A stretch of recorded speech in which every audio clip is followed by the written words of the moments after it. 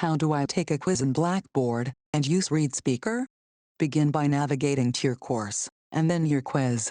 Click Begin. Click on the tab on the left side of the page. This activates the ReadSpeaker web reader player.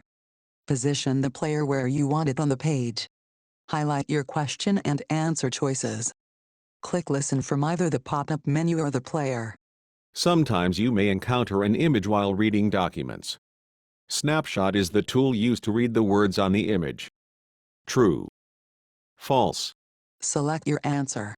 Repeat the process of highlighting question and answer choices, clicking Listen, and selecting your answers until you have completed the quiz. Click on Save and Submit.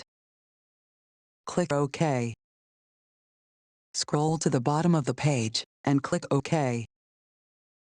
Scroll to the bottom of the page again, and click OK. You have now completed your quiz, and you are ready to continue with your lessons.